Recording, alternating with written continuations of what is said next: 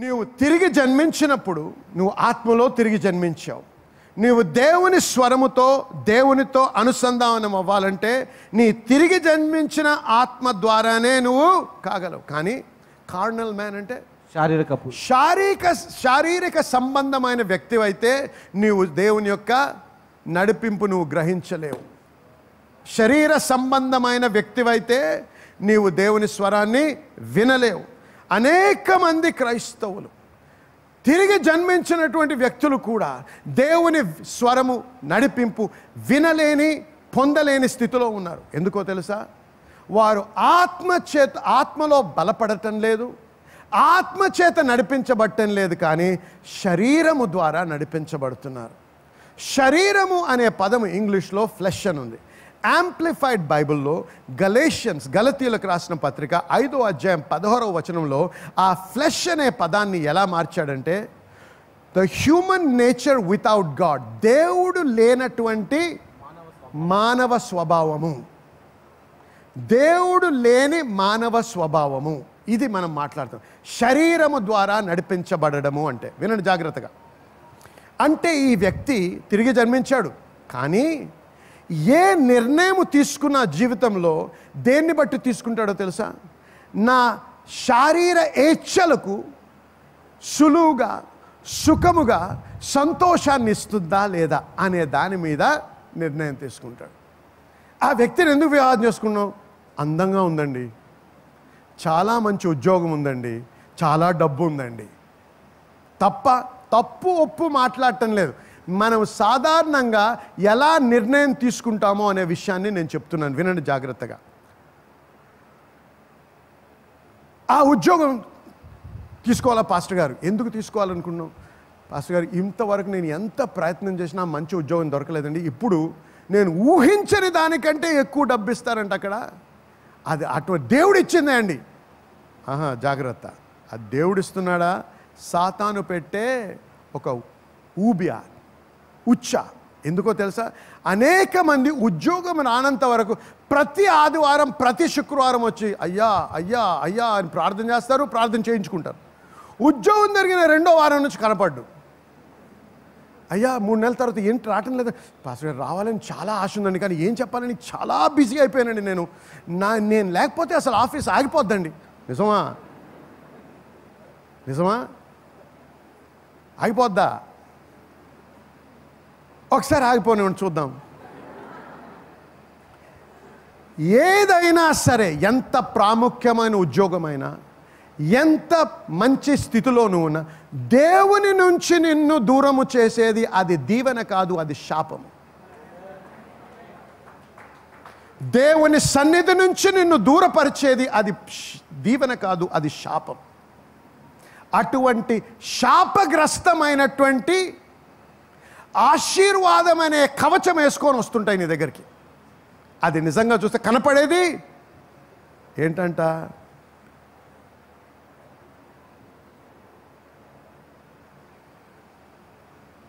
నక్క గొర్రె తోలు వేసుకొని రావడం అన్నమాట. అది కనపడడానికి చాలా బాగుంటుంది, ఒకసారి అడుగు పెడితే మింగేస్తుంది, ఆత్మలో నిన్ను నశింపజేస్తుంది. ప్రతి విషయంలో నడిపించబడాలి, ఎందుకంటే దేవునికి నీ పట్ల ఉద్దేశం ఉంది. నీ మేలు కోరుతున్నాడు, ఎన్నడూ కూడా నీ గురించి చెడు కోరడు దేవుడు. ఆ మేలు నువ్వు అనుభవించాలంటే ఆయన నడిపింపుకు నువ్వు లోబడాలి. హల్లెలూయా, హల్లెలూయా. చూడండి, అందుకే ఎప్పుడైనా సరే ఏ నిర్ణయం తీసుకున్నా ఆత్మలో దేవుణ్ణి కనుక్కోవాలి, నడిపించబడాలి. నీవు అన్ని జనముల కంటే ఉన్నతమైన స్థితిలో పెడతాను నా స్వరం వింటే అన్నాడు దేవుడు. నా స్వరం వినాలి, నేను చెప్పిన దానికి నువ్వు లోబడాలి. దీవెనలని నిన్ను వెంటాడతాయి, నువ్వు వెంటాడవు. హల్లెలూయా. నీ నిర్ణయాలు దేన్ని బట్టి తీసుకుంటున్నావు?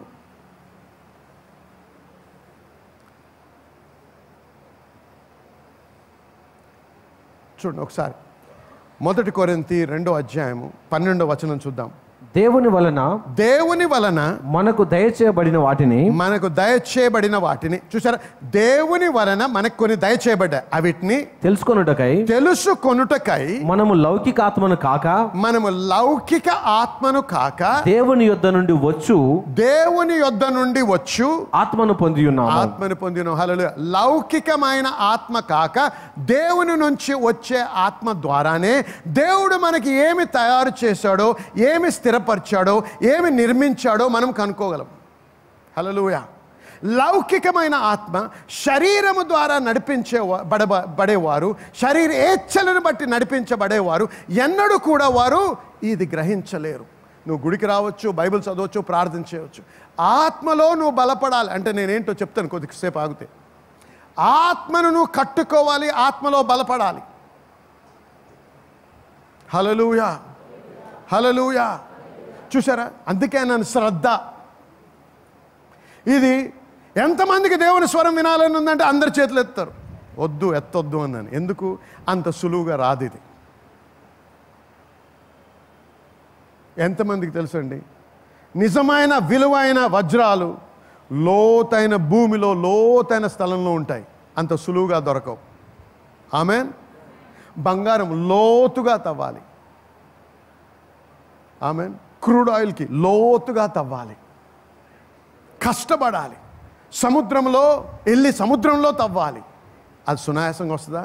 ఎంతో ఖర్చుతో కూడింది, ఎంతో సమయం గడపాలి, ఎన్నో ప్రాణాలు పెడుతున్నారు, ఎన్నో రకాలుగా కష్టపడి ఆ ధనాన్ని బయటికి లాగుతున్నారు. ఆమేన్.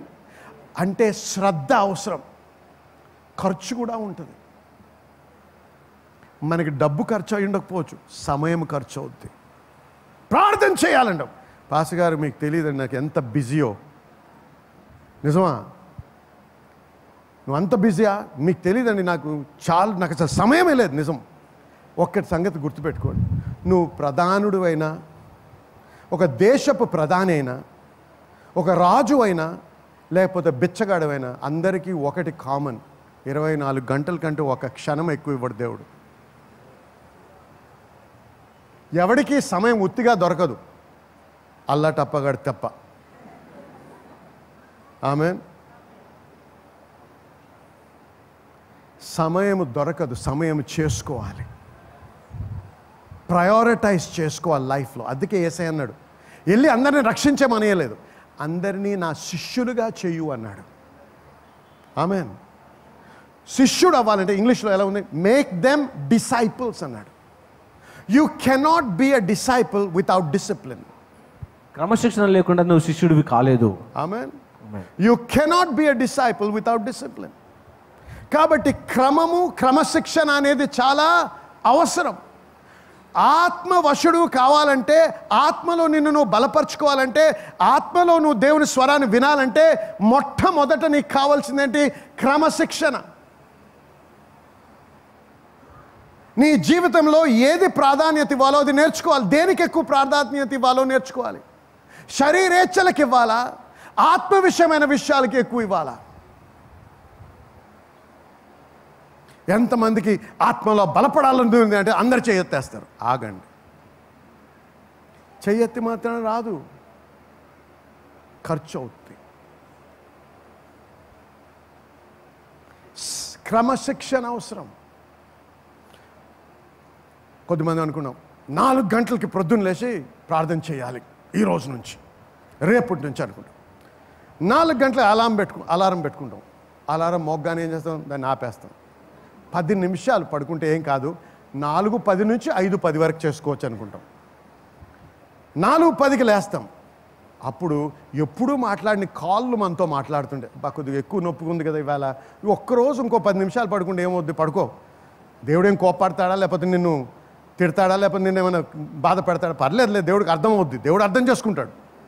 ఎంత కామన్ స్టేట్మెంట్ కదా, దేవుడు అర్థం చేసుకుంటాడు. దేవుడు ఖచ్చితంగా అర్థం చేసుకుంటాడు. 4:20కి లేవాలన్నోడివి మళ్ళీ కళ్ళు తీసే లోపల 6 అవుద్ది. అప్పుడేమంటావు? ఈవేళ కాదు, రేపటి నుంచి ఖచ్చితంగా. ఆ రేపు ఎన్నడూ రాదు. ఎందుకు రాదు? క్రమశిక్షణ లేదు.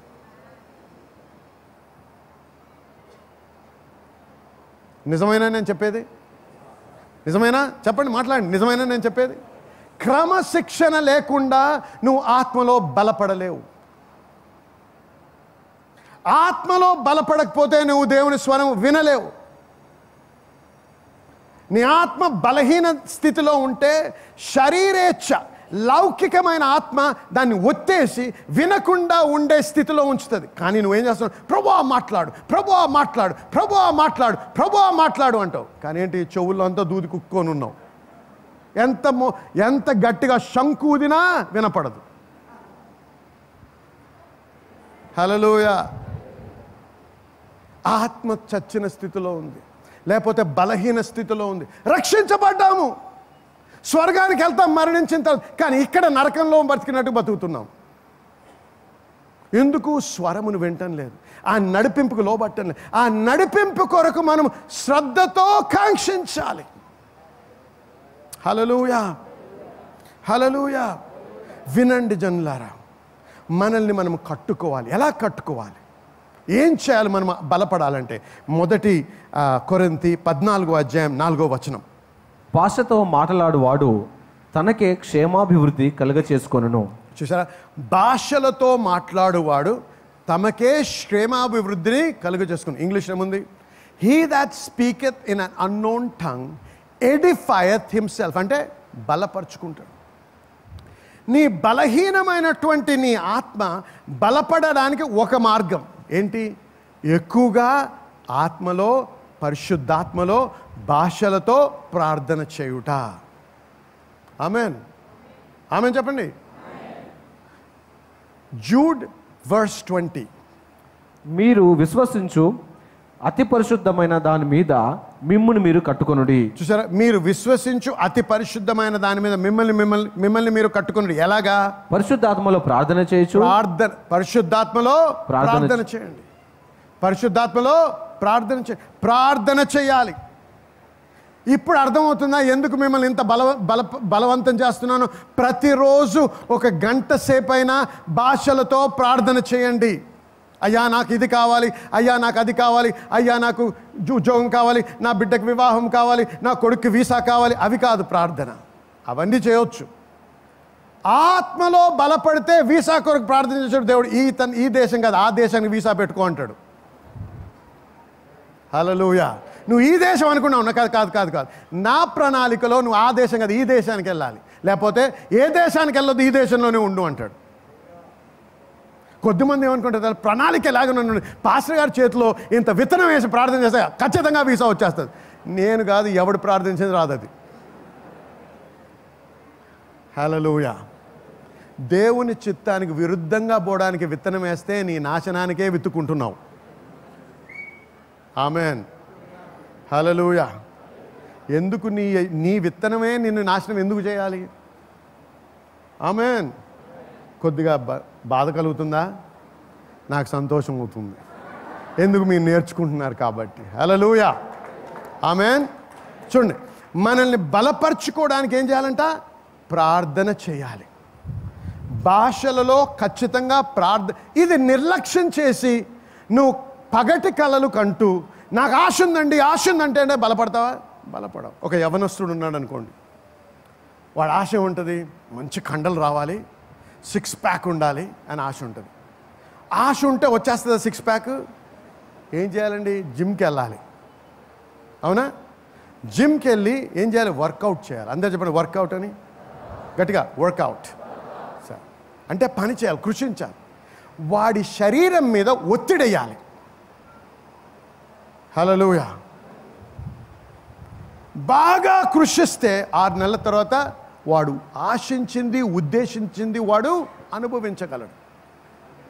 ఆమె గమనించండి, మొదటి రోజు చేసిన తర్వాత కండలు కనపడతాయా? నొప్పులు వస్తాయి.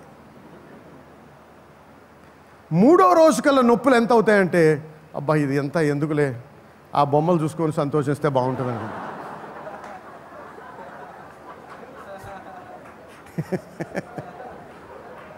కానీ ఎవడైతే ఆ దూరదృష్టితో అదిగో ఆ బొమ్మలో ఎలా కనపడుతున్నాడో అలా నేను అవుతాను, ఎంత నొప్పి వచ్చినా, ఎంత నాకు అర్థం కాకపోయినా నేను కృషిస్తాను, ఎందుకంటే ఖచ్చితంగా ఆ స్థితికి వెళ్తాను అని నమ్మి కృషించిన వాడు 6 నెలల్లో వాడు అవన్నీ చూస్తాడు. అవునా కాదా? కృషి అవసరం. అంతేకాదు క్రమశిక్షణ అవసరం. ఒకరోజు వెళ్ళి 3 రోజులు వెళ్ళకపోతే వస్తాయా? రావు. ఆమేన్. శరీర పురుషుడు ఎలాగో ఆత్మ పురుషుడు అంతే. ఆ శరీర పురుషుడిని ఎలాగైతే నువ్వు క్రమశిక్షణలో పెట్టి నువ్వు కావాల్సి అనుకుని నువ్వు ఆశించబడే చిత్రం ప్రకారం నువ్వు తయారవుతావో, అలాగే ఆత్మ పురుషుడిని కూడా నువ్వు బలపరిచినట్లయితే కృషి ద్వారా నువ్వు ఖచ్చితంగా దేవుని స్వరము వినగలవు, దేవుని చేత నువ్వు నడిపించబడగలవు. మొదటి రోజు చేయొచ్చు, నిద్ర వస్తుంటుంది, 4కు లేస్తావు, వెళ్ళు బాత్రూంలోకి వెళ్ళి నీళ్ళు చల్లుకో, మళ్ళీ కూర్చుంటావు, మళ్ళీ 2 నిమిషాలు ఇది చేయడం కంటే పడుకుంటే బాగుంటుంది. దేవుడికి అర్థమవుద్ది కదా, తర్వాత బాగా లేచిన తర్వాత ప్రార్థన. నీకు అర్థమవుద్ది, దేవునికి అర్థమవుద్ది, నువ్వు లేచేటప్పటికి మళ్ళీ నీకు సమయం ఉండదని. సో ప్రార్థన ఉండదు ఇంకా. అందుకే దేన్ని అనచాలండి? శరీరాన్ని అనచాలి. అందుకే వాక్యంలో ఏముంది? The spirit is willing but the flesh is week. ఆత్మ ఇష్టపడుతున్నది, ఆత్మ ఇష్టపడుతుంది కానీ శరీరము బలహీనం. బలహీనమైన శరీరాన్ని అనగదొక్కాలి, దాన్ని క్రమశిక్షణలోకి తేవాలి. ప్రతి ఒక్కడండి ఒలింపిక్స్కి వెళ్ళిన ప్రతి ఒక్కడు కూడా ఒక కళతో వెళ్ళాడు, ఒలింపిక్స్లో గోల్డ్ మెడల్ కావాలని. దొరికిందా? కానీ దొరకకపోయినా వాడు ఎంత క్రమశిక్షణ ఉంటుంది వాడి జీవితంలో. గోల్డ్ మెడల్ దొరికిన ప్రతి ఒక్కరిని అడగండి, పగటి కళలు కంటూ నాకు ఓ రోజు వస్తుంది, నాకు ఓ రోజు వస్తుంది, నాకు ఓ రోజు వస్తుంది, ఇంట్లో పడుకొని ఉంటే పొందాడేమో కనుక్కోండి ఎవరినైనా. రాదు. కృషి అవసరం, డిసిప్లిన్ అవసరం, క్రమశిక్షణ అవసరం. నేను దేవుని స్వరం వినాలని నాకు ఆశ ఉంది. ఎంత ఆశ ఉందంటే, ఎంత క్రమశిక్షణ అయినా, ఎంత ఒత్తిడైనా నా శరీరం మీద నేను ఖచ్చితంగా ప్రతిరోజు క్రమశిక్షణతో గంట సేపు అయినా, ఖచ్చితంగా గంట అయినా నేను ఆత్మలో ప్రార్థన చేస్తాను అనే నిర్ణయంకి రావాలి. దీనివల్ల ఏమవుతుంది? నీ ఆత్మను నువ్వు బలపరుచుకుంటున్నావు. ఆత్మలో బలపరచుపడుచుండగానే నాయనా వినండి,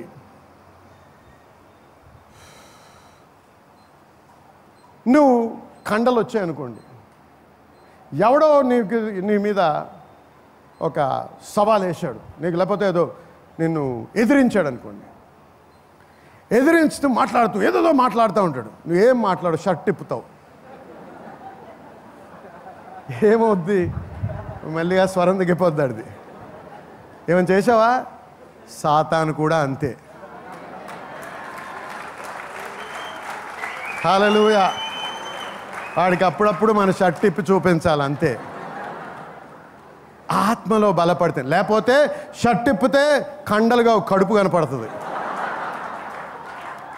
అందుకే నిన్ను తొక్కేస్తాడు వాడు, నువ్వెంతరా అంటాడు. హల్లెలూయా. జిమ్కి వెళ్ళడం చాలా అవసరం. అయితే కోచ్ ఏమంటాడు తెలుసా? గంట సేపైనా మీరు గడపాలండి జిమ్లో అంటాడు. 2 వ్యక్తులు ఉన్నారు, ఇద్దరికీ ఆశ ఉంది కండలు రావాలని.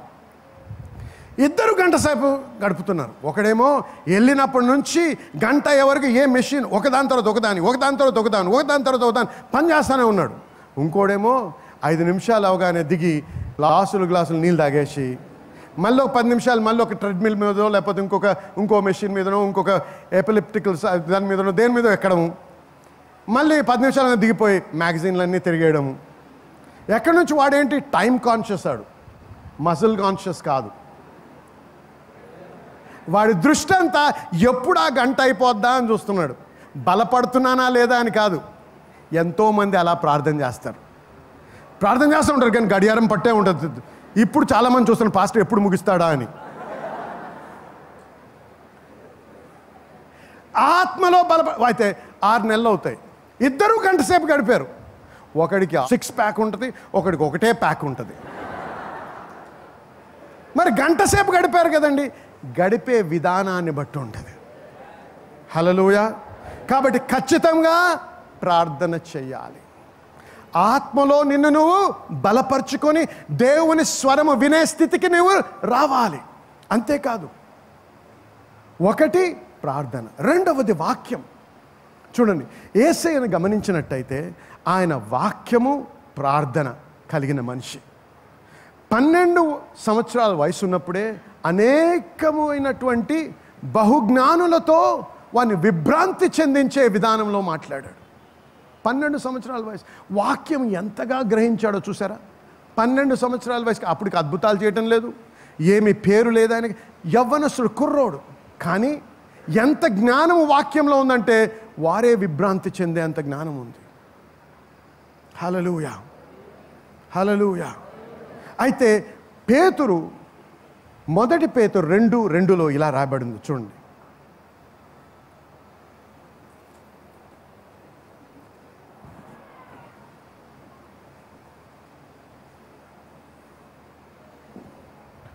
కొత్తగా జన్మించిన శిశువులను పోలిన వారై, కొత్తగా జన్మించిన శిష్యులుగా పోలిన వారి వలె నిర్మలమైన వాక్యమును పాల వలన రక్షణ విషయంలో ఎదుగుదాము. హల్లెలూయా. చూసారా? దేంతో ఎదుగుతామండి మనము ఆత్మలో ఎదగాలంటే? వాక్యం అనే పాలుని తీసుకోవడంని బట్టి. పాలు త్రాగుట వలన పిల్లలు బలపడతారా లేదా చెప్పండి. ఆమేన్. వాడు తాగకపోతే, ఎందుకన్నా తాగకపోతే వెంటనే ఎక్కడ తీసుకెళ్తాం? డాక్టర్ దగ్గర తీసుకెళ్తాం. ఎందుకు? వాడు తాగటం లేదు. వాడి గ్రోత్ ఎఫెక్ట్ అవుతుంది, వాడి ఎదుగుదల దెబ్బతింటుంది. అవునా కాదా? ఎప్పుడు కూడా గమనించండి, శరీరము ఆత్మ. శరీరంని ఎలాగైతే పెంచుతున్నావో అలాగే ఆత్మను కూడా పెంచాలి. ఎప్పుడైతే వాక్యాన్ని స్వీకరిస్తామో ఖచ్చితంగా నువ్వు బలపడతావు.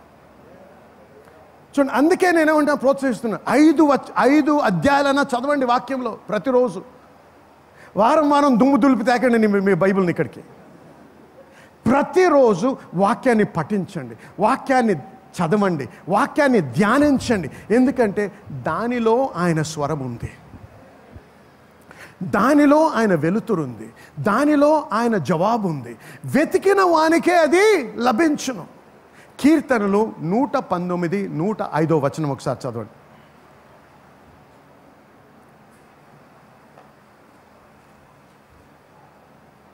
119, 105. నీ వాక్యము నా పాదములకు దీపము, నా త్రోవకు వెలుగై ఉన్నది. చూసారా?